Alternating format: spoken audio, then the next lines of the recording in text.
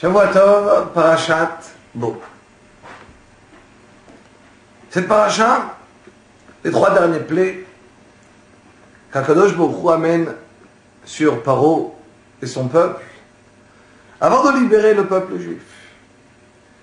Et voilà que Akadosh Baruch Hu, il dit à Moshe Rabbeinu, Daber na beozne ha'am, וישאלו איש מאת רעהו, ואישה מאת רעותה, כלי כסף וכלי זהב. הקדוש ברוך הוא dit à Moshe Rabbeinu, s'il te plaît Moshe,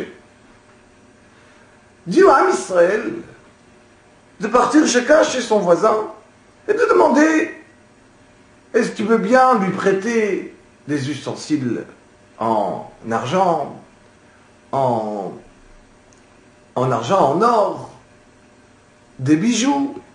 Comme ça, quand vous allez sortir d'Égypte, alors vous allez être riche. Chacun il va avoir plein de richesses. Comme que j'ai promis, il dit Rashi, à Avraham Avinu, pour ne pas qu'Avraham Avinu, le grand-père, il va dire, Akadosh Baruch Hu m'avait dit que mes enfants allaient être en Égypte pendant 400 ans, en tant qu'esclaves. Et qu'à la fin, ils sortiront avec une grande richesse. Et dit Akadosh Baruch Hu à Moshe, s'il te plaît Moshe, vas-y, dis au Ham Israël, que chacun, il va chez son voisin, et il prend des ustensiles en or et en argent. Pour ne pas qu'Abraham Avinu, il va dire, Akadosh Baruch Hu, il a accompli les 400 ans d'esclavage, mais l'argent, il n'aura pas donné. Mais comment on peut comprendre ce Rashi? Akadosh Baruch Hu qui va donner l'argent à Ham Israël, c'est que parce qu'il a promis à Avraham, qu'Avraham ne va pas dire Hachem, il a dit, ou bien tout simplement parce qu'Akadosh Baruch Hu veut accomplir ce qu'il a promis. On a peur qu'Avraham Avinu, il va dire une chose pareille, pour ça qu'Hachem, il va dire, Chas v'shalom. Alors pourquoi Akadosh Baruch Hu, il va dire, s'il te plaît, dis au Bnei Israël qui ramasse l'argent, pour ne pas qu'Avraham, il va dire, 400 ans d'esclavage, il y a eu, dévoilé l'argent. En vérité, il dit le Gaon de Vilna, que la vraie délivrance, elle est arrivée au moment de Kiryat Yam-Souf. Et là-bas, à Kiryat Yam-Souf, vous savez que chacun, il avait amené toute la richesse avec lui. C'était la manière de sortir à la guerre. Ils étaient sûrs qu'ils allaient gagner. Et quand Kiryat Yam-Souf, alors tout le monde est mort. La mer, elle a rejeté les trésors de ce qu'ils avaient sur eux. Ils sont devenus riches. Alors il fallait attendre juste quelques jours. Et la vraie délivrance qu'on est sorti d'Égypte, c'était quand eux, ils sont morts.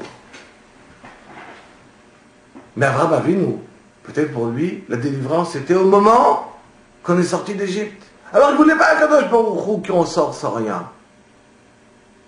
Alors il a dit tout de suite, et pire que ça. Il y avait un machal, un exemple. Il y avait une fois 2 rois qui se faisaient la guerre pendant des années. Personne ne gagnait. Ils ont décidé, pour décider qui va gagner, on va faire un trou.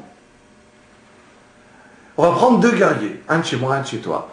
Et celui qui va gagner entre les deux, alors c'est lui qui a gagné la guerre. Et voilà qu'ils commencent à se battre.